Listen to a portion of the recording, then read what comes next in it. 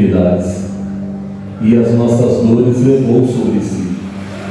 Nós o reputamos por aflito e ferido de Deus e oprimido, mas ele foi ferido pelas nossas transgressões e moído pelas nossas iniquidades, e o castigo que nos traz a paz estava sobre ele, e pelas suas pisaduras nós fomos sarados. Amém, meus irmãos? Me escutas quando eu clamo, e acalma o meu pensar. Levas pelo fogo, curando todo meu ser. Confio em ti, confio em ti. Creio que tu és a cura, creio que és tudo para mim.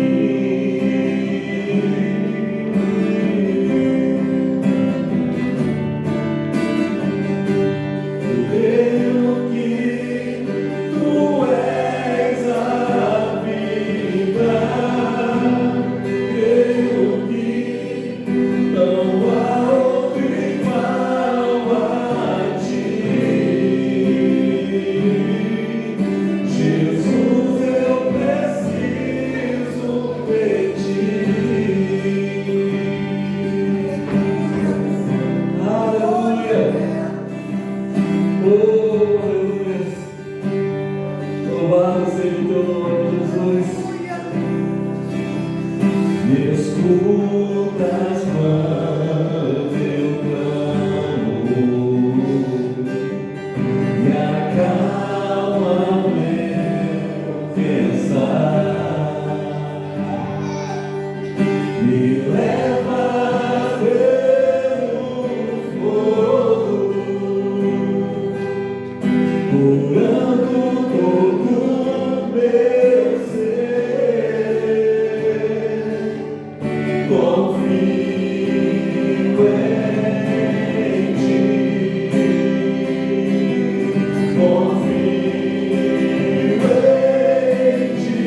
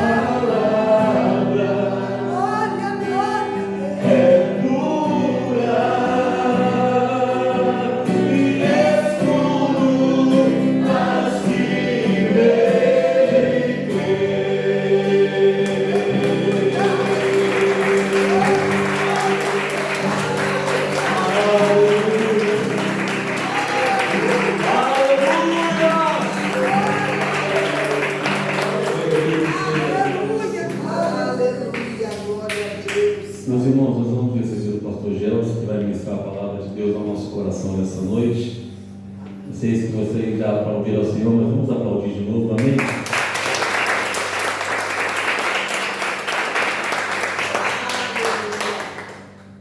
Graças a Deus. A paz do Senhor, queridos. Amém. Boa noite a todos. Boa noite.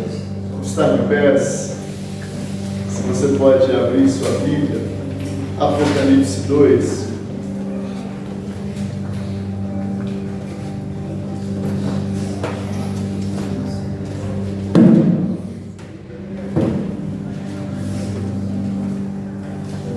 Sejam todos bem-vindos sempre. Apocalipse 2, o verso 5. O texto diz assim, 2 e 5. Lembra-te de onde caíste, arrepende-te e pratica as primeiras obras.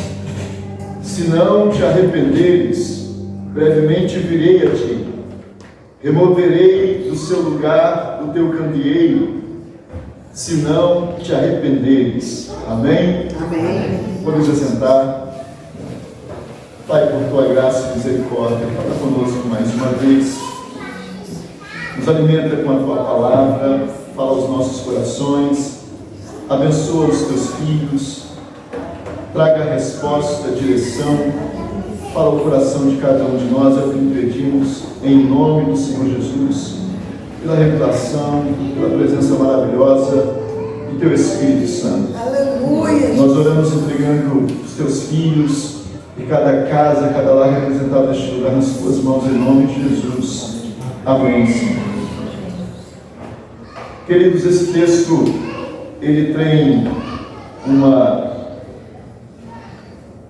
delicada e sutil, às vezes, diferença para alguns, porque alguns leem rápido. E esse texto vai dizer para nós nos lembrarmos, de fato ele está dizendo de onde caístes, não é aonde, De onde fala de um lugar, de uma altura, de uma posição. Então não é literalmente um lugar aonde você caiu, mas é de onde você caiu. E quando esse texto fala, ele está falando de alguém que já estava em uma certa posição, em um certo nível, e caiu, e se deixou levar. E esse texto vai nos trazer resposta, porque a solução vai estar em se arrepender.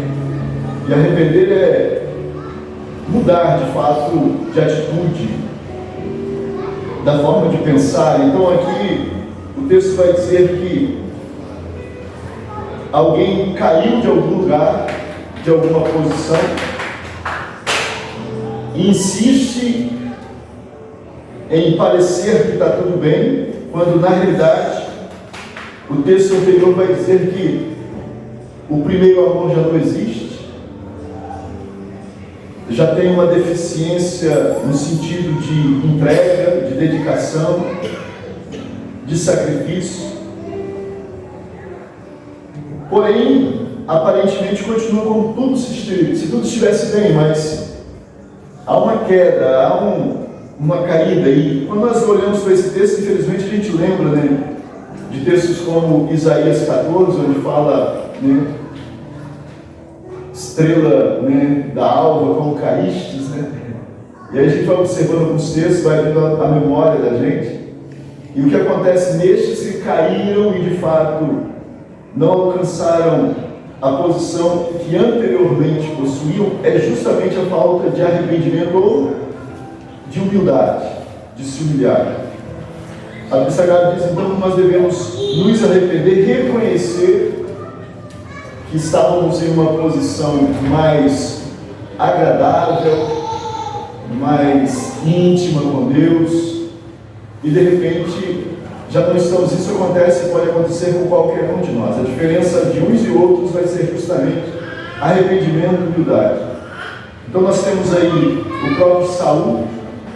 O Saul era aquele que estava procurando os muros, né? A Bíblia fala do seu pai, animais do seu pai que estavam perdidos, e de repente ele sai de uma posição praticamente nula, né?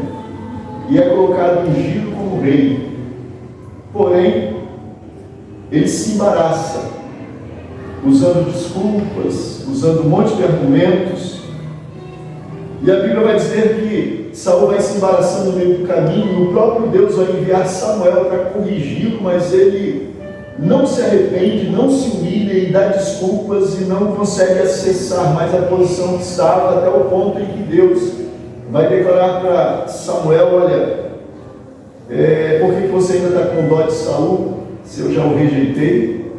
E Deus vai rejeitá-lo porque ele cai da posição que estava, mas não há arrependimento sincero, não há quebrantamento, não há humildade no coração dele para reconhecer que a posição que ele está agora é de risco, e vai indo de mal a pior, porque chega um momento em que não tem mais volta. Chega um momento, e nós sabemos disso, ministramos, eu acho, não sei se foi semana passada, alguma coisa semelhante, falando sobre essa questão de que alguém vai para a eternidade, não tem como mais voltar.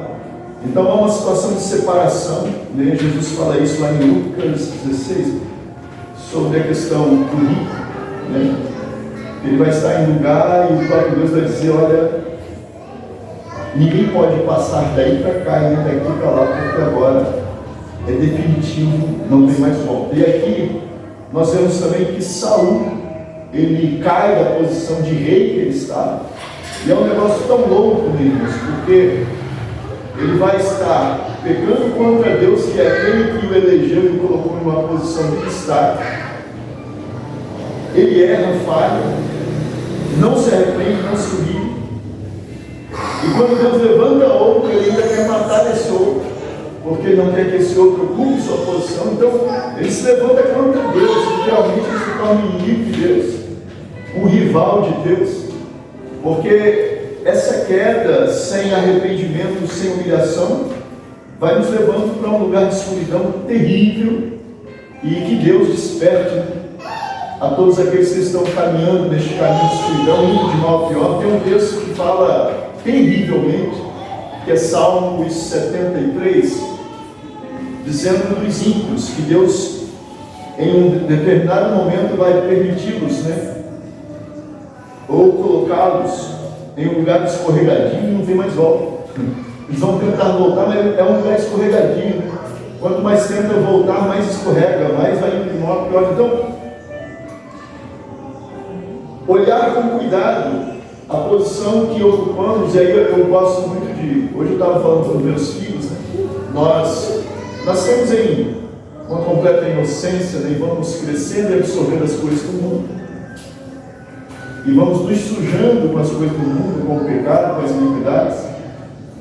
E quem me dera se, como criança, conservássemos a inocência, permanecêssemos naquele padrão de inocência e acessássemos as coisas dos céus e conseguíssemos mais e mais vida e comunhão, aonde chegaríamos, né, se assim fosse. Porém, muitos de nós, e todos nós, a Bíblia fala, todos pecaram, temos aí a oportunidade, e essa oportunidade é preciosíssima, de nos arrependermos, né, de pararmos, frearmos, e eu quero entrar nesse tema. E eu gostaria que os irmãos percebessem que alguns, além de cair, eles não só caem, né? Eles tentam resolver a sua maneira e se embaraçam mais ainda. E a coisa vai ficando tão embaraçada que, se não se arrependerem e buscarem com um coração muito quebrantado de Deus um milagre, ninguém pode tirar mais.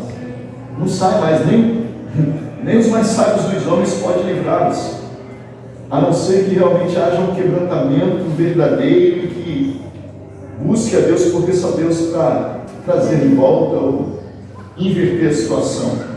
Se você puder abrir a sua Bíblia ainda em João tem uma história muito conhecida, Evangelho de João, capítulo 4, desta mulher samaritana.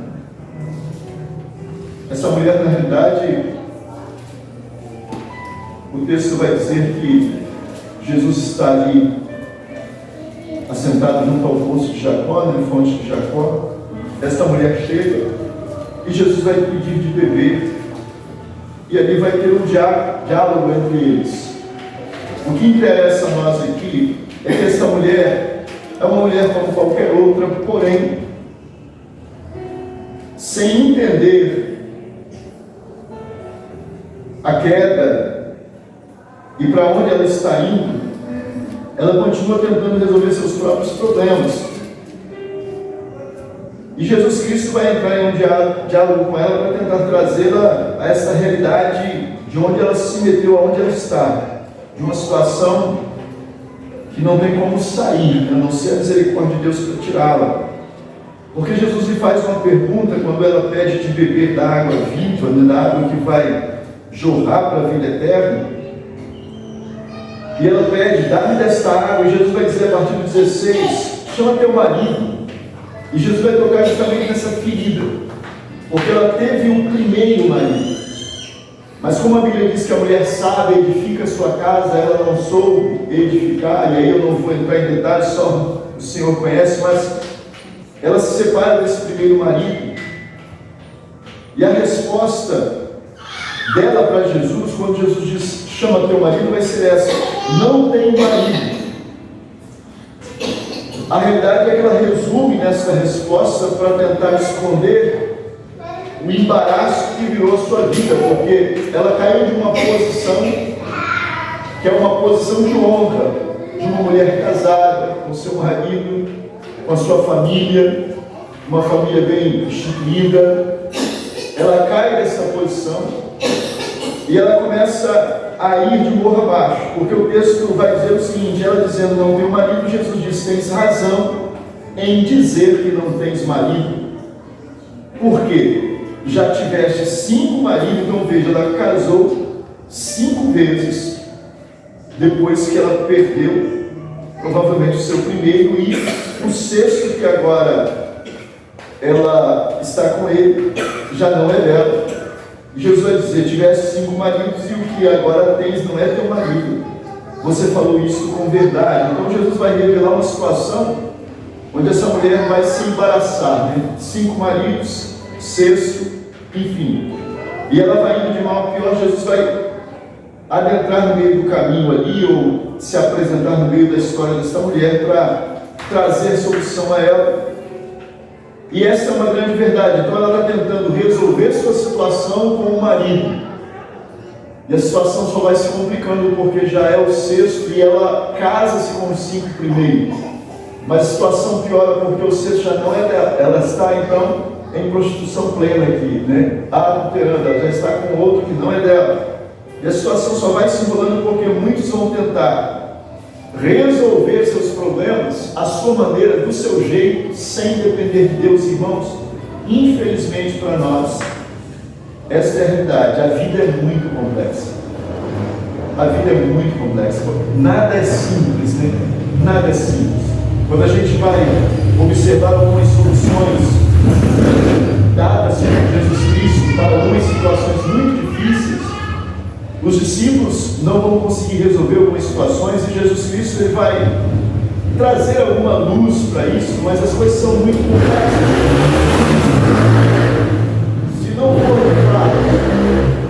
Se não for de fato uma intervenção divina, ou uma ação divina, uma ação do Espírito Santo, textos nos vão dar direção na Bíblia dizendo para que nós venhamos buscar a sabedoria que vem do alto, porque a sabedoria que vem deste mundo é terrena, diabólica, e o Senhor vai nos instruir nisso.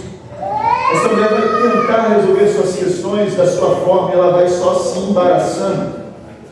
Há textos na Bíblia onde os discípulos, por exemplo, foram procurados por um senhor, um homem que o filho estava terrivelmente endemoniado.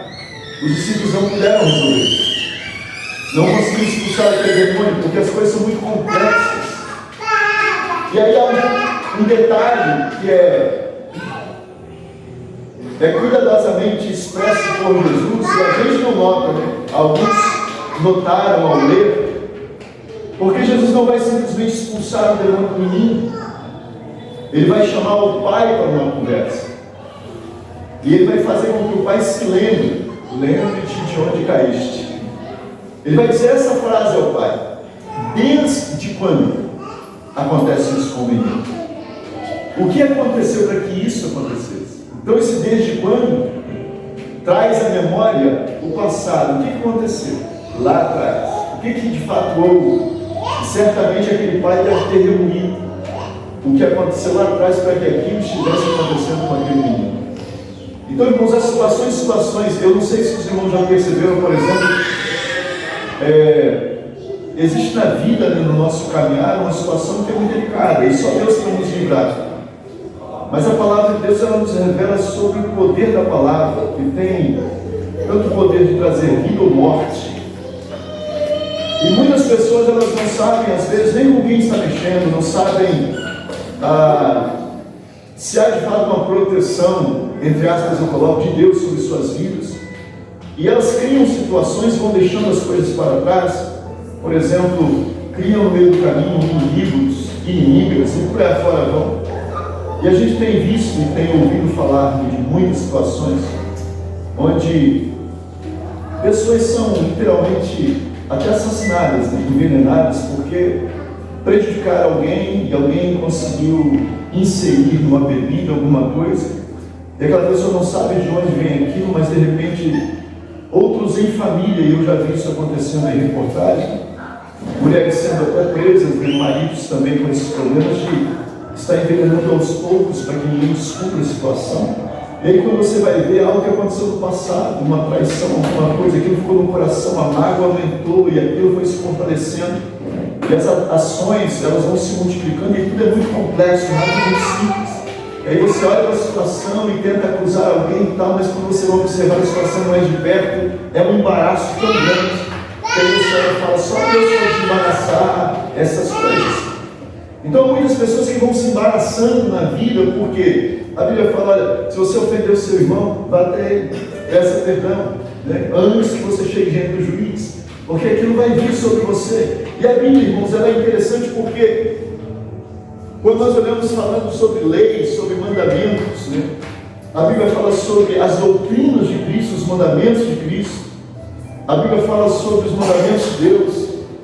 E quando observamos leis e mandamentos, a gente muitas vezes desobedece ou não anda segundo os mandamentos de Deus, porque como carnais, e aqui tem uma situação muito delicada, eu vou ler alguma coisa só para trazer mais luz para isso. Vamos lá em Romanos 7, rapidamente. Romanos 7 tem uns versículos aqui que Paulo vai citar.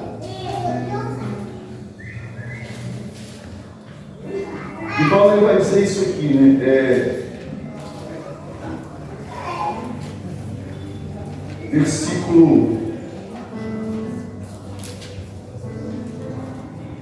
Versículo 12 do 7. A lei é santa, o mandamento é santo, é justo e é bom. Então, se a lei é tudo isso, por que a lei vai me trazer morte? O que acontece com a lei que vai me trazer morte? A lei vai trazer morte por quê? Porque Paulo vai dizer, né? Versículo 14: bem sabemos que a lei é espiritual, mas eu sou carnal. E ele vai dizer: vendido como escravo ao pecado. Então o texto vai dizer que a lei é santa, é pura e boa, porém eu sou carnal, e carne não consegue acessar o espiritual, entender o espiritual. Então, se eu viver como carnal, certamente eu vou perecer, porque eu não vou conseguir cumprir a lei de Deus. E é por isso que Cristo veio, porque quando nós recebemos a Cristo, nós recebemos vida em nosso espírito. O versículo, eu vou seguir rapidamente, mas o versículo 2 do capítulo 8 diz assim: porque a lei do Espírito de vida em Cristo Jesus livrou-me da lei do pecado e da morte. Então há uma lei deste Espírito de vida em nós a partir de Cristo agindo em nós, e Paulo vai falar que a partir do momento que ele recebe Jesus Cristo e ele entende isso, ele vai viver esse conflito agora. O versículo 19 do 7 vai dizer: pois não faço o bem que quero, mas o mal que não quero, esse eu faço, ou seja, está em mim. Ele vai dizer no 22: pois segundo o homem interior, ou seja, o meu espírito, tenho prazer na lei de Deus, mas eu vejo nos meus membros outra lei na minha carne, que batalha contra a lei do meu entendimento, do meu espírito, e me prende debaixo do pecado, da lei do pecado que está nos meus membros. E aí é esse conflito. Ele vai dizer: miserável homem que sou, quem me livrará do corpo desta morte? Então nós temos um corpo que é condenado à morte, porque ele foi inserido nessa natureza pecaminosa, nessa natureza separada de Deus. E aí nós temos agora vida através de Cristo no nosso espírito, mas habitamos em um corpo que ainda não foi regenerado. Então nós temos a Bíblia Sagrada nos ensinando, e há versículos maravilhosos. Eu gosto muito desses textos que eu vou estar lendo aqui. O 12 de Romanos diz assim: rogo-vos, pois, irmãos, pela compaixão de Deus, que apresenteis os vossos corpos como sacrifício vivo, santo e agradável a Deus, que é o vosso culto racional. Então oferecer corpos em sacrifício é literalmente matar. Mas aqui Paulo não está falando disso. Não é oferecer um sacrifício como se fosse de um cordeiro, de um animal. É um sacrifício vivo, ou seja, eu não vou fazer o que minha carne quer, eu vou fazer o que o Espírito deseja fazer, ou seja, aquilo que eu tenho recebido de Deus. Então eu vou levar a minha carne, meu corpo, a esse sacrifício vivo, né? Obedecendo a palavra do Senhor. Então esse sacrifício é uma realidade presente em toda a nossa vida, em todo o nosso tempo. O texto vai dizer: não vos conformeis com este mundo, transformai-vos pela renovação do vosso espírito, ou do vosso entendimento, ou da vossa mente, para que experimenteis qual seja a boa, agradável e perfeita vontade de Deus. Então nós temos essa natureza em nós pecaminosa, nós temos agora Cristo que nos deu vida, e a Bíblia Sagrada vai dizer em Tessalonicenses 5, 23, que me falha a memória, que todo espírito, alma e corpo sejam santificados. Então pelo Espírito Deus começa, alcança a alma, e o corpo será plenamente santificado ou regenerado quando formos transformados no arrebatamento da igreja ou na ressurreição. Receberemos então um corpo glorificado e não teremos mais nem dor nem sofrimento algum, porque o nosso corpo vai ser pleno na presença do Senhor. O que acontece é que esse corpo, ou essa natureza carnal que age em nós, tentando nos levar por caminhos de erro, quer nos fazer cair de onde já acessamos, quer nos fazer descer de onde já conquistamos. E aí nós vamos ver situações das mais diversas, quando não é o próprio corpo tentado a praticar aquilo que é errado ou aquilo que desagrada a Deus, é o próprio maligno cercando-nos com todo tipo de tentação e situação. Nós vamos ver o próprio apóstolo Paulo, quando ele vai pregar o Evangelho, e ele vai estar sendo preso, surrado, apanhando. Por quê? Ele não vai ter nem resposta nem os demais. Ele vai dizer: estão nos surrando, apanhando, prendendo, porque fizemos o bem a uma pessoa. Então, a partir do momento que alguém é curado, que alguém como Pedro, né?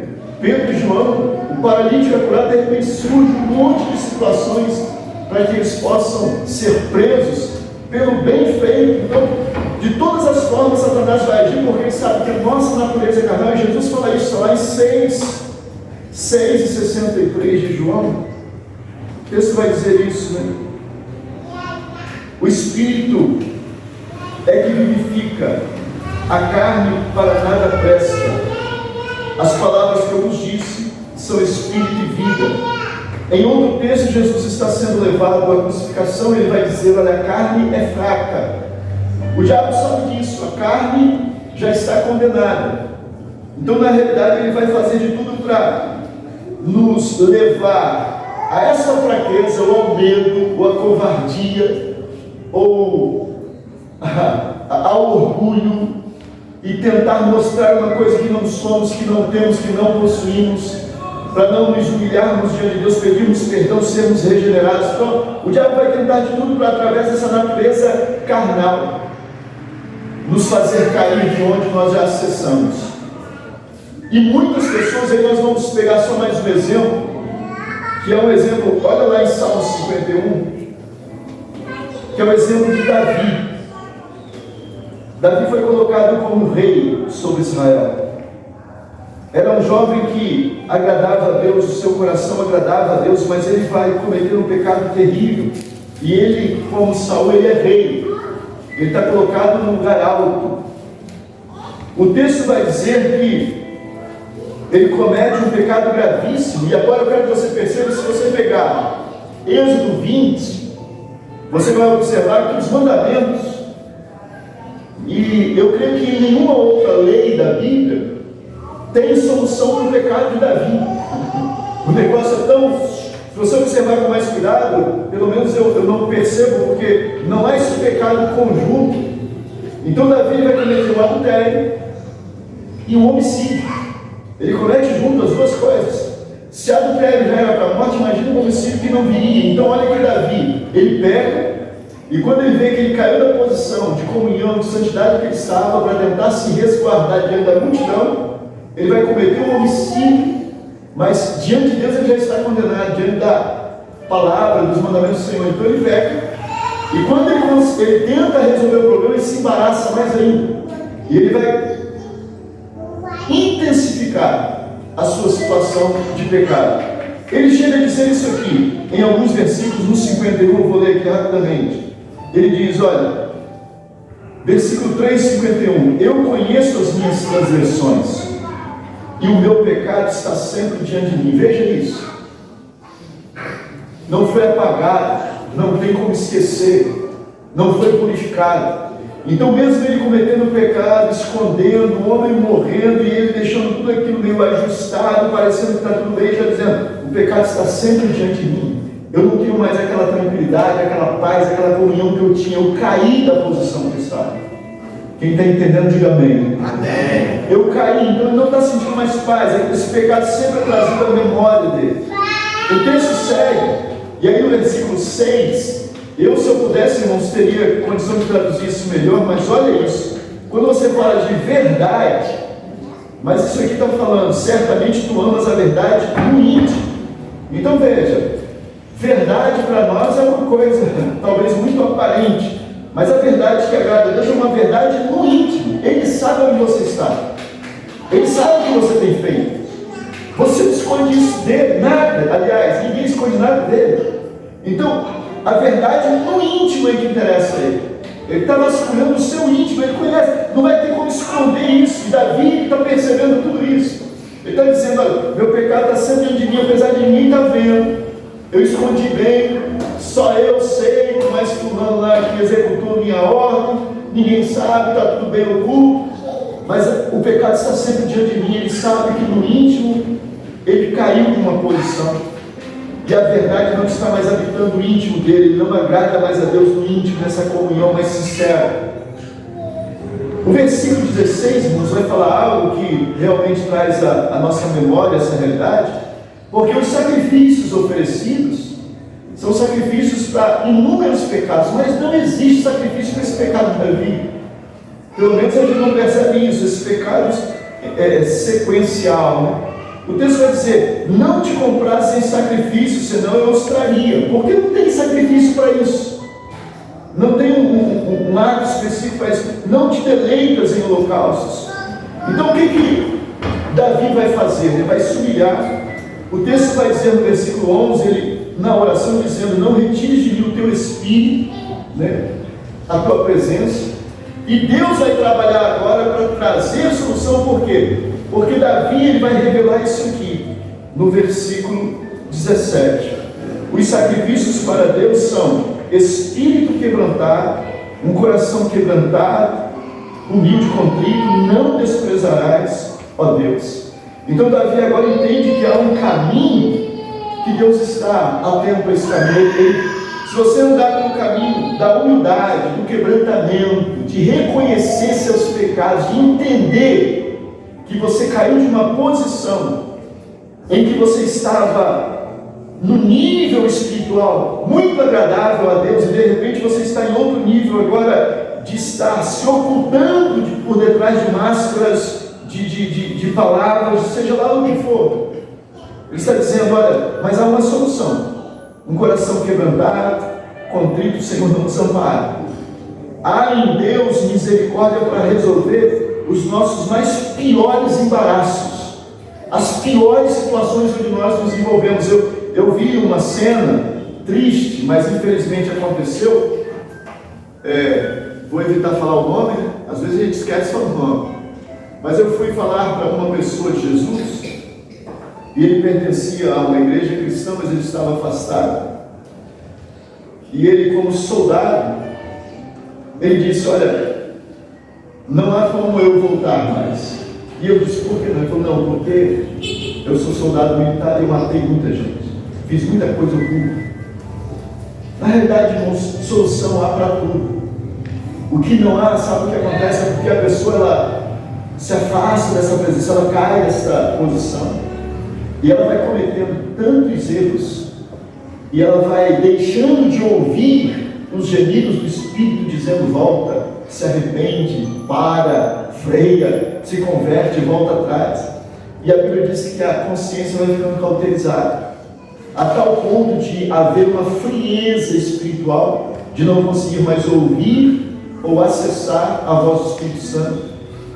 Há perdão para todos. O que não há, às vezes, é essa atitude. Nós lembramos do que Jeremias falou com o povo de Israel, depois que Deus os corrigiu de todas as formas, com profetas, com palavra, com tudo.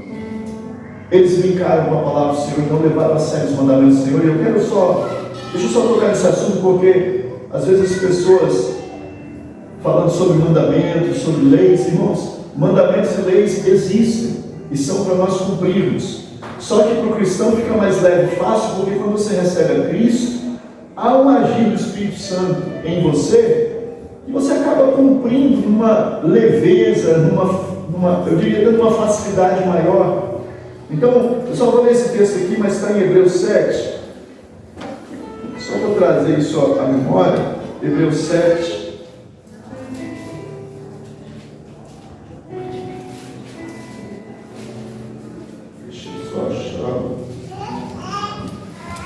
Hebreus 7:11 diz assim, de sorte que se a perfeição fosse pelo sacerdócio levítico, pois sobre ele o povo recebeu a lei.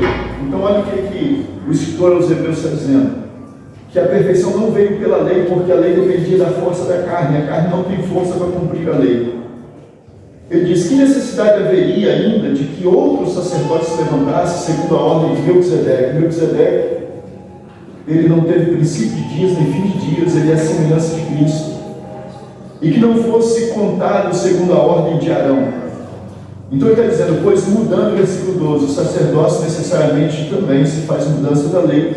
Cristo vai mudar a lei. Existe a lei de Cristo, e eu não vou entrar em detalhes, mas que você estude a Bíblia e perceba os mandamentos que devemos obedecer a partir de Cristo. Porém, é muito mais leve porque o Espírito Santo nos conduz. Não que os mandamentos são mais leves, os mandamentos são até mais pesados. Porque se antes adulterar era o errado, Jesus disse, se você olhar e desejar, já cometeu adultério. Ele aprofundou mais, ele Ele pesou mais, ele não fez mais leve. Mas fica mais leve porque quando você tem o Espírito Santo, quando você tem a vida de Deus agindo em você, o pecado não vai te satisfazer mais. Não vai. Quem depois que recebeu a Cristo pecar e falar que ficou muito feliz, não existe. Existe uma angústia, uma tristeza, um pesar, algo muito terrível, porque você sente que entristeceu o Espírito Santo, você sente algo que está além, né, de uma compreensão humana. Então os textos vão revelar que as pessoas seguem se embaraçando, e ao invés de voltar a tempo enquanto há tempo, buscar o Senhor enquanto há tempo, elas vão dizendo desculpas do tipo: olha, se não for para mim ser assim, eu prefiro não ser cristão. Se não for, você nunca vai ser cristão se você ficar aguardando uma mudança na sua natureza carnal para você ser.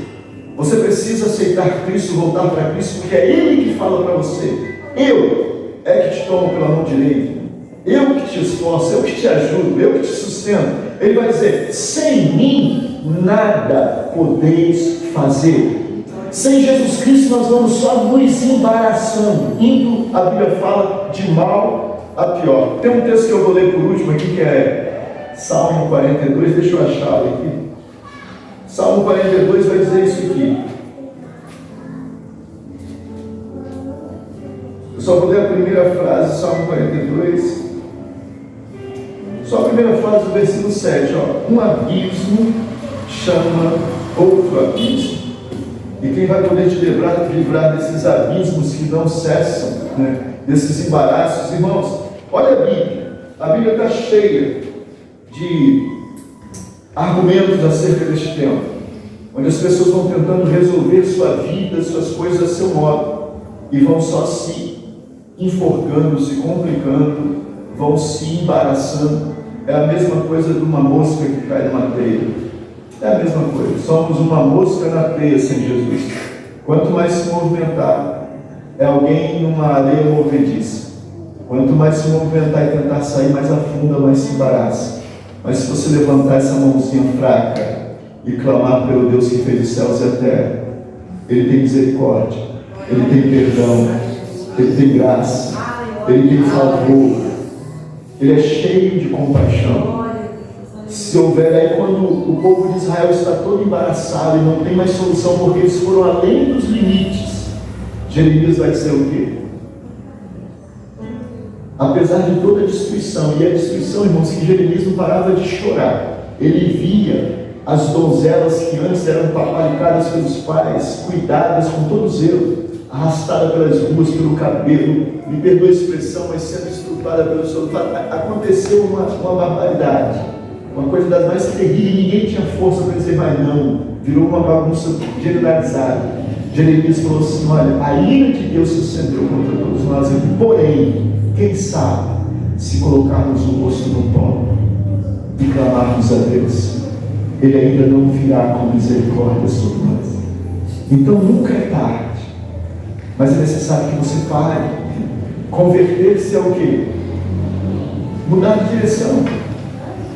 Se eu estou indo por uma direção, eu vou dar um passo e vou tomar outra direção, vou voltar, né? Eu estou vertendo uma direção, eu vou me converter, eu vou mudar de rota.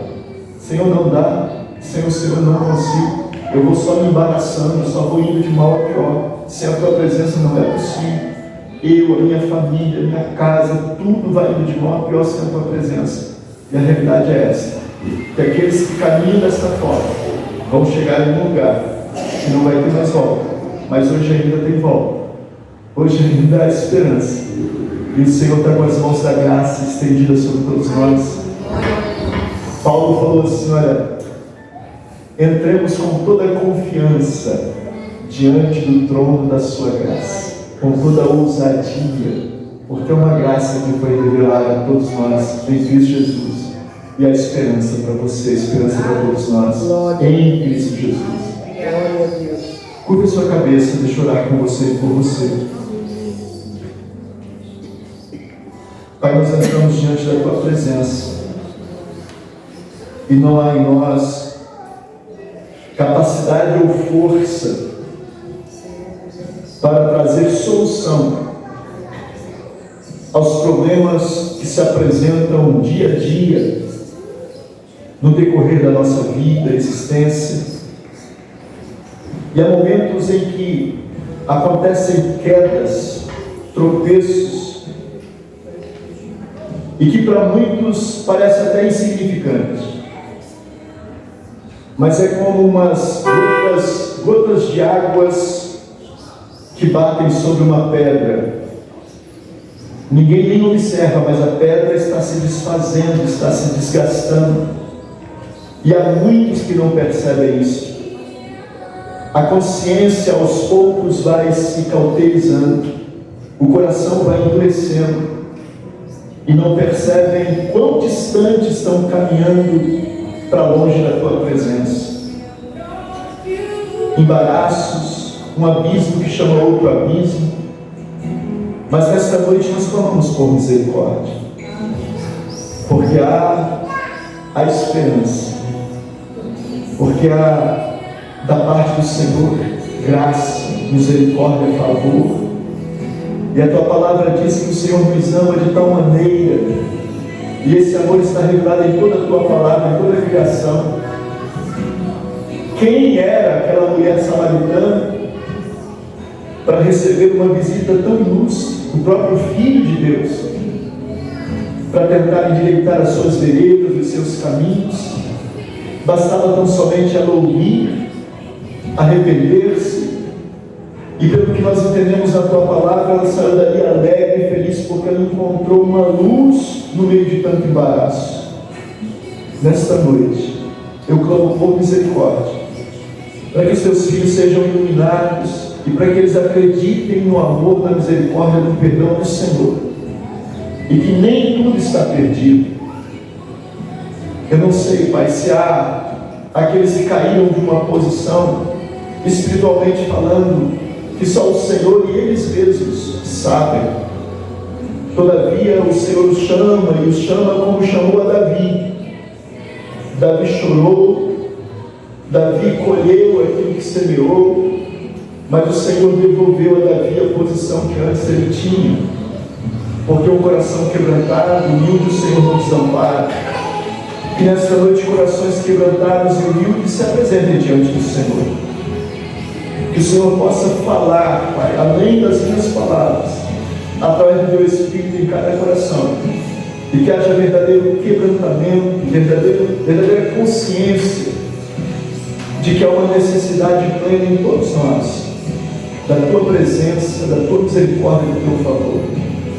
Eu oro porque há tantas pessoas, e eu quero crer, meu Pai, que há pessoas que ouvirão esta mensagem, e elas estão tão desiludidas com elas mesmas, porque por suas próprias forças não conseguiram agradar o Senhor. Mas que nesta noite o teu Espírito possa tocá-las, possa quebrantá-las e trazê-las aos teus pés, de maneira que elas depositem toda a confiança em ti, esperem em ti, aguardem na tua graça e misericórdia, no teu favor, porque a tua palavra diz: converte-nos e nos converteremos, salva-nos e seremos salvos. Que a nossa esperança esteja sempre aos pés da cruz, todos os dias da nossa vida, não importa o tempo que passe, não importa o tempo que passe. Ó Espírito Santo, que não importe o tempo, Pai, a nossa esperança seja guardada em ti, porque o dia que o Senhor toca, o paralítico levanta, a força do vício é quebrada. Quando o Senhor toca, meu Pai, a libertação é plena, e a tua palavra diz que quando o Senhor nos liberta, verdadeiramente somos livres. Quem sabe nesta noite a tua mão não toca vidas, porque esta noite é a noite da libertação. Essa é a noite da transformação, da mudança radical, do antes e do depois. Que assim seja, Pai, na vida de muitos, em nome do Senhor Jesus. Eu oro entregando todos nas tuas mãos e sobre todos pedindo perdão, graça e misericórdia em nome do Senhor Jesus. E você que confirma comigo esta oração, diga amém. Amém. Diga graças a Deus. E aplaude forte o nome do Senhor Jesus. Deus abençoe. Deus abençoe. A esperança sempre há em Cristo Jesus. Que Deus te abençoe. Vamos estar de pés. Amém, pastor Sal. Encerramos. Tem um louvor que diz, né? A esperança para o perigo. Oh, Jesus, faz assim com as suas mãos. Pai, que esta semana seja de bênção, de milagres, de provisão, de revelação, de ação poderosa do Teu Espírito sobre a vida dos Teus filhos, a família dos Teus filhos, tudo que eles representam, Pai. Que haja um mover do Teu Espírito.